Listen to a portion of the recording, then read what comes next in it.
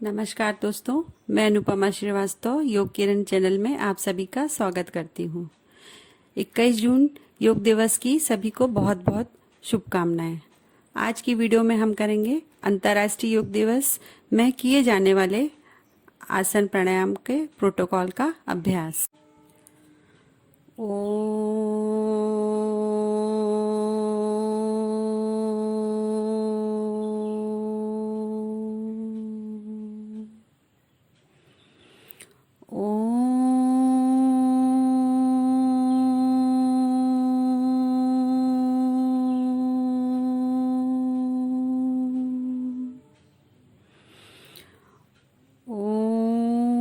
संगच्छध्वं संवदध्वं शम्भो मनासि जानतां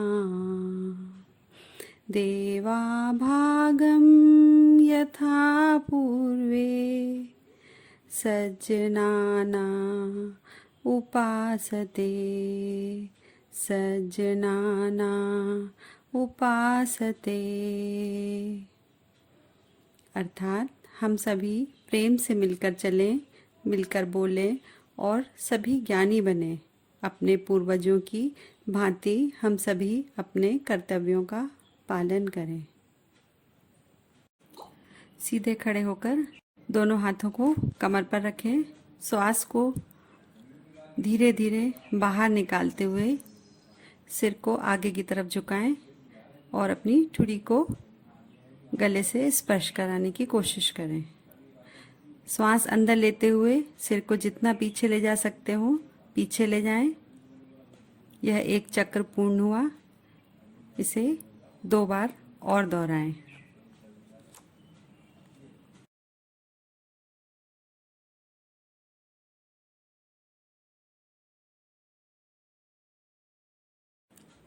सिर को सीधा रखें। श्वास को बाहर छोड़ते हुए सिर को आराम से दाईं ओर घुमाएं। अपनी ठुड्डी को कंधे के बराबर में ले जाएं। श्वास अंदर लेते हुए सिर को वापस पुरानी स्थिति में लाएं। इस प्रकार श्वास को बाहर छोड़ते हुए सिर को बाईं ओर घुमाएं। श्वास को अंदर लेते हुए फिर सामान्य स्थिति में आ जाएं। यह एक चक्र पूर्ण हुआ। इस विधि को भी 2 बार दोहरा लें।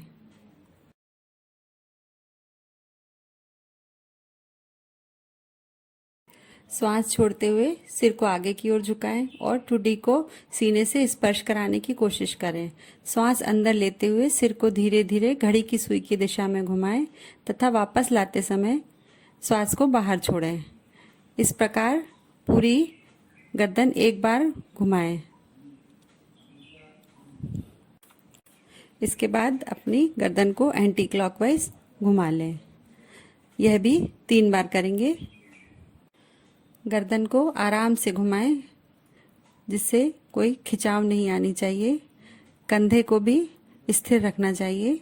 गले के आसपास खिंचाव महसूस होने से आपके गले के जोड़ों और मांसपेशियों में ताकत आती है। सर्वाइकल स्पॉन्डिलाइटिस के व्यक्ति को गर्दन आगे की तरफ नहीं झुकानी चाहिए। अब करेंगे स्कंध संचालन। स्कंध संचालन करने के लिए दोनों हाथों को ऊपर ले जाएंगे, एकदम सीधा रखेंगे, वापस बीच कंधे के बगल में लेकर आएंगे, दोनों हाथ सीधे नीचे लेकर आएंगे। एक बार और कर लेंगे।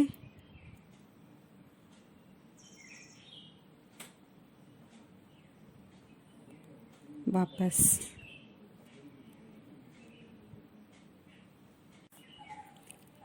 सीधे खड़े हो जाएं। अब बाएं हाथ की उंगलियों को बाएं हाथ के कंधे पर रखें। उसी तरह दाएं हाथ की उंगलियों को दाएं हाथ के कंधे पर रखें। दोनों कोहनियों को पूरी तरह चक्राकार घुमाएं। आगे की ओर कोहनी को घुमाते हुए सामने अपने सीने से स्पर्श कराने की कोशिश करें और कोहनियों को विपरीत क्रम में घुमाएं और अपने कानों से स्पर्श कराते हुए गोल चक्र बनाएं। इसी तरह से एंटी क्लॉकवाइज भी कर लें। दोनों पैरों को 1 फीट की दूरी पर रखें। फिर दोनों हाथों को अपने कंधे के समानांतर उठाएं और हथेलियां नीचे की तरफ रहेंगी। अब श्वास बाहर छोड़ते हुए शरीर को बाईं ओर घुमाएं, जिससे दाईं हाथ की हथेली बाएं कंधे को छुए। फिर श्वास अंदर लेते हुए अपनी पूर्व स्थिति में आए। इसी तरह दूसरी तरफ से श्वास को बाहर छोड़ते हुए शरीर को दाईं ओर घुमाएं, जिससे बाईं हथेली दाएं कंधे को छुए और श्वास अंदर लेते हुए अपनी पूर्व स्थिति में वापस आना चाहिए। कटी चालन के बाद अब करेंगे घुटना संचालन। सांस को शरीर के अंदर लेते हुए अपने दोनों हाथों को कंधे के स्तर तक लाकर हथेलियां नीचे रखेंगे और श्वास छोड़ते हुए घुटने को मोड़कर बैठने की स्थिति में आएंगे। थोड़ी देर रुकेंगे। सांस को वापस अंदर लेते हुए शरीर को सीधा रखेंगे। हाथों को वापस नीचे लाते समय सांस को बाहर छोड़ेंगे। घुटना संचालन से घुटने और कूल्हे के जोड़ मजबूत होते हैं। अब करेंगे ताड़ासन। सीधे खड़े हो जाएंगे, दोनों हाथों को सामने लाकर दोनों उंगलियों को आपस में एक के अंदर एक रखते हुए हथेली को ऊपर की तरफ ले जाएंगे। धीरे धीरे अपनी एड़ियों को ऊपर उठाएंगे। सीधा खड़े रहेंगे। पूरे शरीर में खिंचाव महसूस करेंगे। कुछ देर रुकेंगे। सांस लेते हुए ऊपर जाएंगे। सांस छोड़ते हुए धीरे से अपनी पूर्व स्थिति में आएंगे। इस आसन के अभ्यास करने से शरीर मजबूत होता है। बच्चों के लिए हाइट बढ़ाने के लिए यह बहुत अच्छा आसन है। वेरिकोज वेन की प्रॉब्लम हो, चक्कर आता हो या हार्ट संबंधित कोई भी प्रॉब्लम हो तो उन्हें ताड़ासन नहीं करना चाहिए। अब करते हैं वृक्षासन। पैरों के बीच में 2 इंच की दूरी रखकर खड़े हो जाएं। आंखों को किसी एक केंद्र बिंदु पर केंद्रित कर लें। श्वास को बाहर छोड़ते हुए दाहिने पैर को मोड़कर उसके पंजे को बाएं पैर की जांघ पर रखें। एड़ियां मूलाधार से टच होनी चाहिए। सांस अंदर लेते हुए दोनों हाथों को ऊपर की ओर ले जाकर दोनों हथेलियों को आपस में जोड़ लें। श्वास को बाहर छोड़ते हुए धीरे धीरे अपनी पूर्व स्थिति में आ जाएं। इसी तरह दूसरी तरफ से भी यह अभ्यास कर लें। यह आसन पैरों की मांसपेशियों को मजबूत करता है और कंसंट्रेशन पावर भी बढ़ाता है। चक्कर आने पर या बहुत अधिक आर्थराइटिस की प्रॉब्लम होने पर इस आसन को नहीं करना है। अब करेंगे पादहस्तासन। सीधे खड़े हो जाएंगे। अब सांस लेते हुए दोनों हाथों को ऊपर ले जाएंगे। सांस छोड़ते हुए धीरे धीरे दोनों हाथों को नीचे लेकर आएंगे और अपने पंजों के बगल में रखेंगे। फिर वापस सांस लेते हुए ऊपर आएंगे।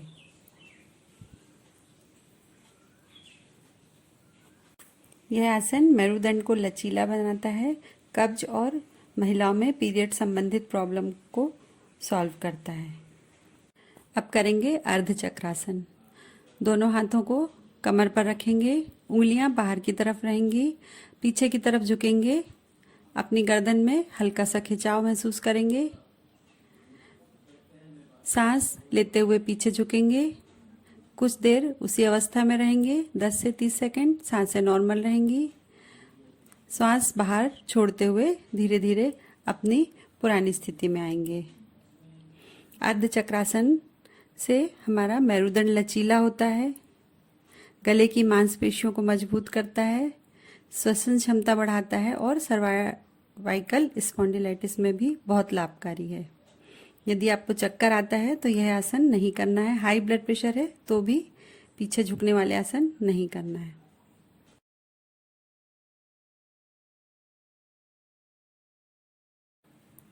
अब करेंगे त्रिकोणासन। दोनों पैरों को फैलाकर खड़े हो जाएंगे। दोनों हाथों को कंधे के समानांतर रखेंगे। बाईं पैर का पंजा थोड़ा घुमा लेंगे। अब बाईं तरफ हाथों को सीधा रखते हुए झुकेंगे और अपने हाथों के हथेलियों को देखेंगे ऊपर गर्दन करते हुए। 10 से 30 सेकंड इसी अवस्था में रुकेंगे और श्वास अंदर लेते हुए अपनी पूर्व स्थिति में वापस आ जाएंगे। इस तरह दूसरी तरफ से भी इसी आसन को कर लेंगे। यह आसन पैर के तलवों को मजबूत बनाता है, पिंडलियों जांघों की मांसपेशियों को मजबूत करता है और लंग्स की कैपेसिटी को बढ़ाता है। स्लीप डिस्क, साइटिका और पेट में किसी तरह की सर्जरी हुई है तो इस आसन को नहीं करना चाहिए और ज़बरदस्ती नहीं करना चाहिए। जितना भी आप कर सकते हैं उतना ही करना चाहिए।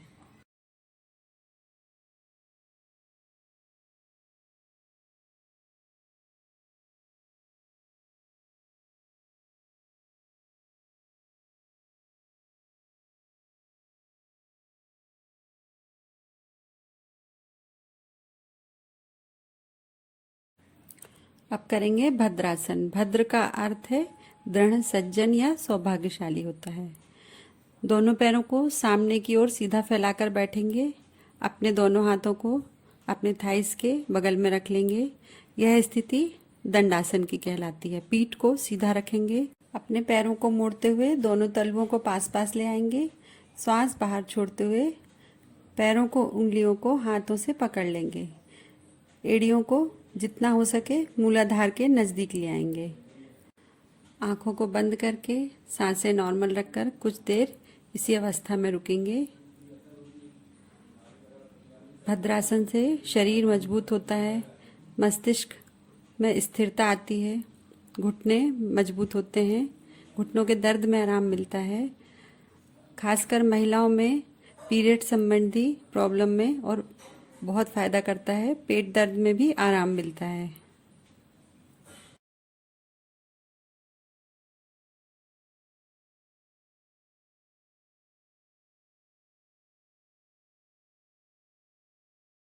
अब करते हैं वज्रासन।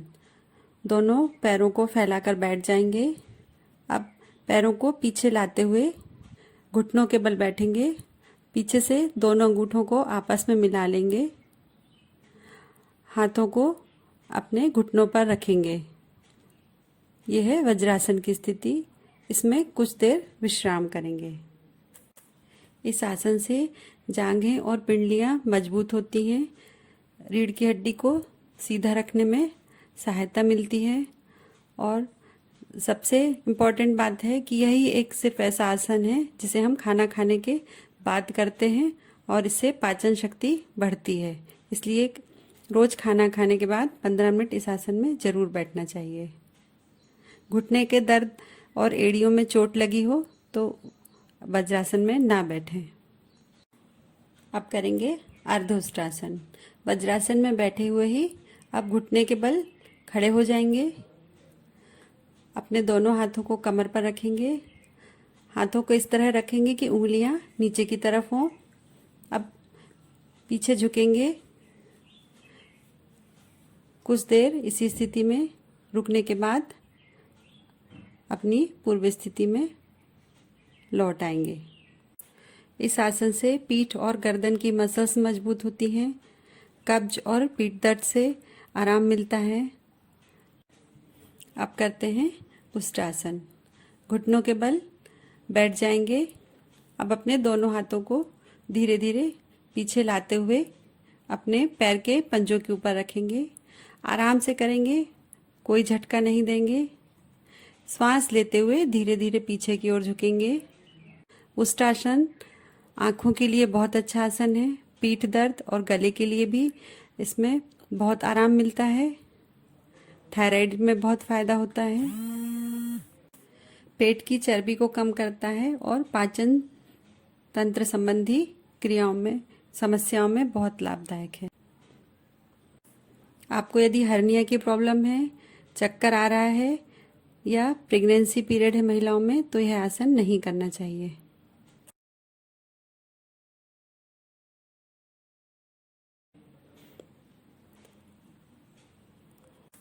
कुछ देर रुकने के पश्चात अपनी पूर्व स्थिति में वापस आ जाएंगे। अब करते हैं शशकासन।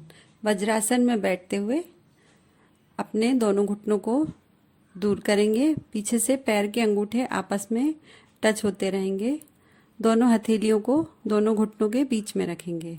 श्वास को बाहर छोड़ते हुए धीरे धीरे अपने हाथों को आगे की ओर ले जाएंगे और अपनी चिन को जमीन से लगाने की कोशिश करेंगे।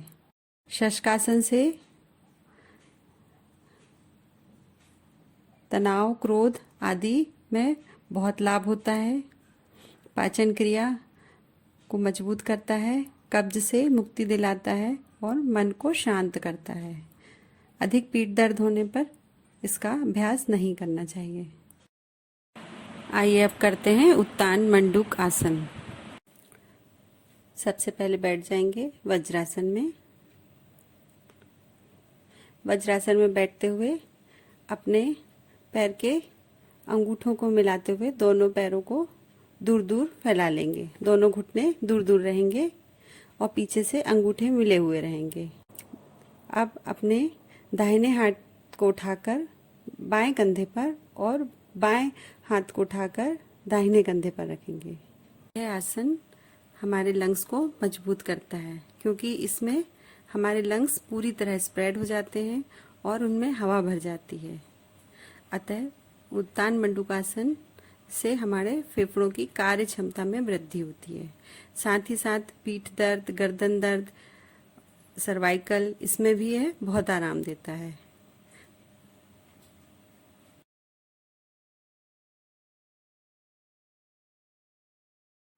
अब करते हैं वक्रासन। दंडासन में बैठ जाएंगे।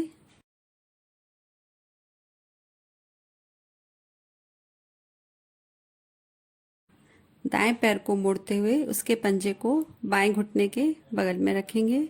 सांस को बाहर छोड़ते हुए शरीर को दाईं तरफ घुमाएंगे। बाएं हाथ को दाएं घुटने के पास लाएंगे अथवा हथेली को दाएं पैर के पास रखेंगे।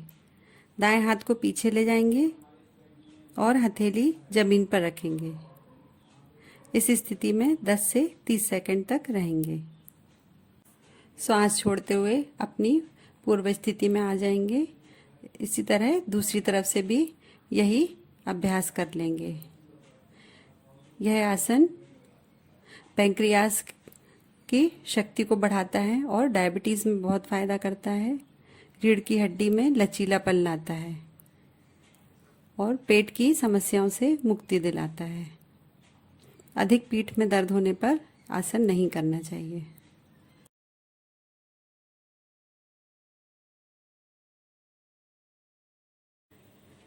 अपनी पूर्व स्थिति में वापस आ जाएंगे। अब करते हैं मकर आसन। मकर आसन करने के लिए अपने दोनों पैरों को फैला लेंगे। एड़ी अंदर की तरफ रहेगी, उंगलियां बाहर की तरफ। बाएं हाथ नीचे, दाहिना ऊपर रखकर सर उस पर रखेंगे और कुछ देर विश्राम अवस्था में आने के बाद अपनी पूर्व स्थिति में वापस आ जाएंगे। मकर आसन कमर के निचले हिस्से के लिए लाभकारी है। पीठ संबंधी समस्याओं को भी दूर करता है। अब करेंगे भुजंगासन। भुजंगासन करने के लिए अपने दोनों हाथों को सीने के बगल में रखेंगे। धीरे धीरे ऊपर उठेंगे। सांस लेते हुए ऊपर नाभि तक का पोर्शन ऊपर उठाएंगे। गर्दन ऊपर रहेगी। पंजे बाहर की तरफ खुले हुए धीरे धीरे वापस आएंगे सांस छोड़ते हुए। भुजंगासन पेट के फैट को कम करता है, कब्ज दूर करता है, पीठ दर्द, सियाटिका, स्लीप डिस्क जैसे रोगों में भी लाभ देता है। अब हम करते हैं शलभासन। शलभासन करने के लिए सबसे पहले पेट के बल लेट जाएं।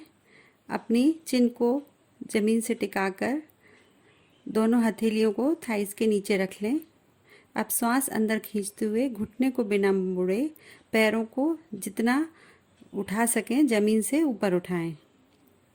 हाथों को इस तरह दबाएं कि शरीर जमीन से आसानी से ऊपर उठ सके। साइटिका एवं पीठ दर्द के लिए बहुत ही अच्छा आसन है। अब करेंगे उत्तान पादासन। पीठ के बल आराम से लेट जाएं। श्वास लेते हुए घुटने को बिना मोड़े धीरे धीरे अपने दोनों पैरों को 30 डिग्री उठाएं। कुछ देर रुकने के बाद श्वास छोड़ते हुए धीरे धीरे अपने दोनों पैरों को नीचे लाएं। नाभि यदि खिसक जाती है उसमें भी बहुत लाभदायक है। पेट की मांसपेशियों को मजबूत करता है और कॉन्स्टिपेशन का बहुत करेंगे। अर्ध हलासन, पीठ के बल लेट जाएं, दोनों हाथों को अपनी कमर के बगल में रखेंगे, हथेलियां जमीन पर रहेंगी, घुटनों को बिना मोड़े पैरों को धीरे धीरे ऊपर उठाएंगे और 90 डिग्री पर लाकर रोक देंगे। थोड़ी देर रुककर वापस अपनी पुरानी स्थिति में आ जाएंगे। यह आसन बदहजमी कब्ज से छुटकारा दिलाता है। अब करते हैं सेतुबंधासन। पीठ के बल लेट जाएं, दोनों पैरों को घुटनों से मेड़ते हुए अपने पीठ के पास लेकर आएंगे। हाथों से पैरों के एंकल को पकड़कर घुटने एवं पैरों को एक सीध में रखेंगे। श्वास को अंदर खींचते हुए धीरे धीरे अपनी कमर को ऊपर की ओर उठाएंगे। इस अवस्था में 10 से 30 सेकंड रहेंगे। ध्यान रहे कि गर्दन और कंधे हमारे जमीन से टच करेंगे। घुटने और पंजे एक सीध में रहेंगे। श्वास बाहर छोड़ते हुए धीरे धीरे अपनी पुरानी अवस्था में वापस आएंगे। अब करते हैं पवन मुक्त आसन। सर्वप्रथम पीठ के बल लेट जाएंगे, दोनों पैरों को सीधे फैला लेंगे, पंजे बाहर की तरफ खिंचे हुए रहेंगे। अब दोनों हाथों से अपने दाहिने पैर के घुटने के पास पकड़ते हुए घुटने ऊपर लाएंगे और सामने से गर्दन उठाते हुए नाक से घुटनों को छूने की कोशिश करेंगे। यदि आपको सर्वाइकल की प्रॉब्लम है तो गर्दन नहीं उठाएंगे, सिर्फ घुटने उठाएंगे। दूसरे पैर से भी इसी तरह से कर लेंगे। करते हैं शवासन। सर्वप्रथम पीठ के बल लेट जाएंगे, दोनों पैरों के बीच में 1 से 2 फीट का फासला, हथेलियां कमर के बगल में रख लेंगे, आसमान की तरफ खुली हुई, आंखें बंद, सांसें नॉर्मल, मन शांत। अपने शरीर को पूरी तरह शिथिल कर देंगे। सारा ध्यान अपनी सांसों पे देंगे। सांसें आ रही हैं, जा रही हैं। इसी अवस्था में कुछ देर विश्राम करेंगे। आइए अब करते हैं कपालभाति। कपालभाति करने के लिए सबसे पहले बैठेंगे सुखासन में, आंखों को बंद करेंगे, दोनों हाथों में ध्यान मुद्रा लगा लेंगे। मुंह को बंद करते हुए नाक से सांस को सिर्फ छोड़ना ही छोड़ना है, लेने की कोई कोशिश नहीं करेंगे।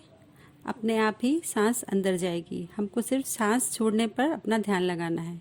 सांस छोड़ते समय पेट अंदर जाएगा, जब सांस अंदर जाएगी तो पेट बाहर आता दिखाई देगा। इस तरह चेहरे को शांत करते हुए अपना सारा ध्यान दोनों भवों के बीच आज्ञा चक्र में लगाते हुए शुरू करेंगे कपालभाति। धीरे धीरे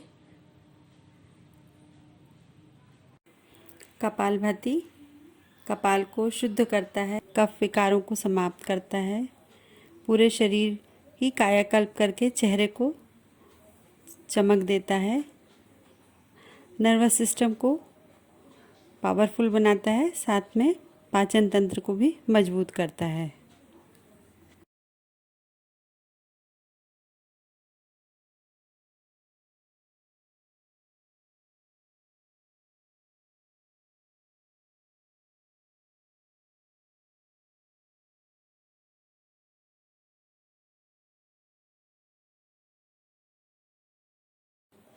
कपालभाति में 30-30 स्ट्रोक के 3 राउंड कर लेंगे। हर राउंड के बीच में 1 से 2 बार लंबी गहरी सांस लेंगे। इस तरह हम करेंगे कपालभाति। हाई ब्लड प्रेशर की प्रॉब्लम हो, चक्कर आता हो या माइग्रेन हो, हर्निया हो, पेट में अल्सर हो, इस स्थिति में कपालभाति प्राणायाम नहीं करना चाहिए।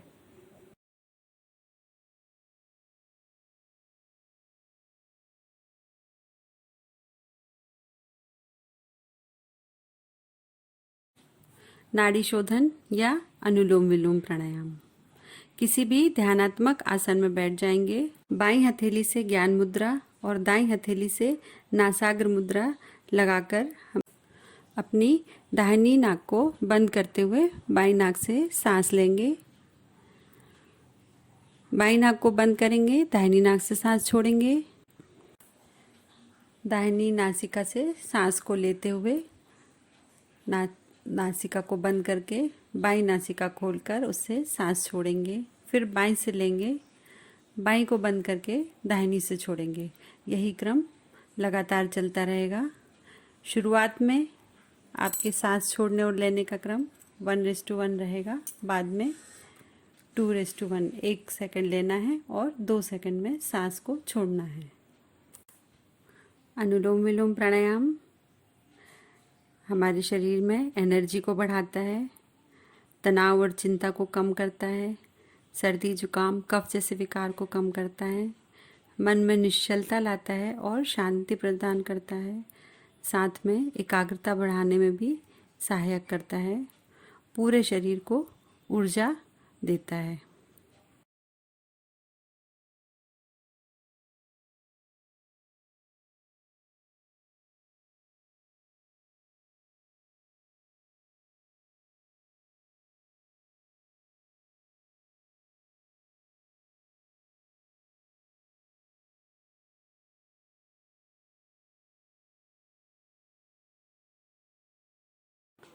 आइए अब करते हैं शरीर को शीतलता प्रदान करने वाला शीतली प्राणायाम। किसी भी आसन में बैठ जाएंगे। अब अपनी जीभ को ट्विस्ट करते हुए बाहर निकालेंगे। सांस अंदर खींचेंगे, जीभ से ठंडी ठंडी हवा अंदर जाएगी। फिर जीभ को अंदर मोड़कर कुछ देर सांस रोककर रखेंगे और फिर सांस को नाक से छोड़ देंगे।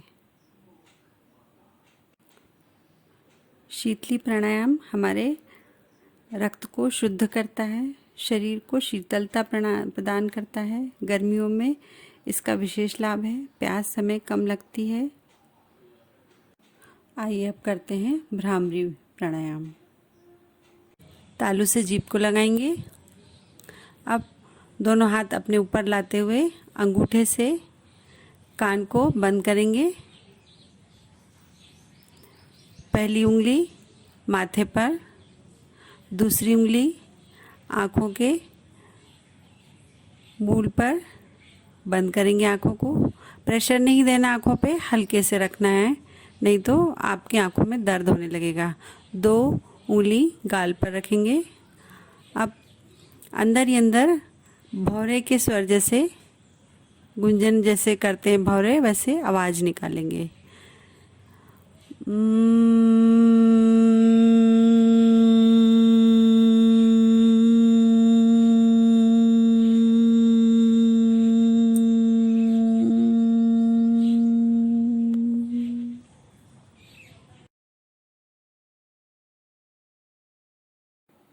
भ्रामरी प्राणायाम तनाव को दूर करके एकाग्रता बढ़ाता है और मन को शांत करता है।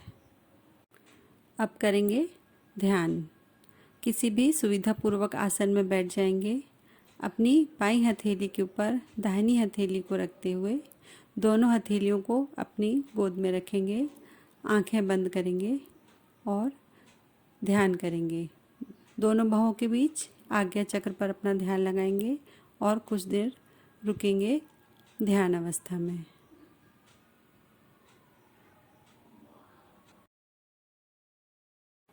ध्यान हमें नेगेटिव एनर्जी से दूर रखता है, भय, क्रोध, चिंता आदि से दूर रखता है।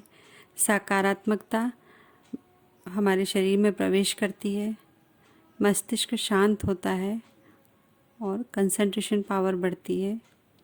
पूरे शरीर को एनर्जी मिलती है।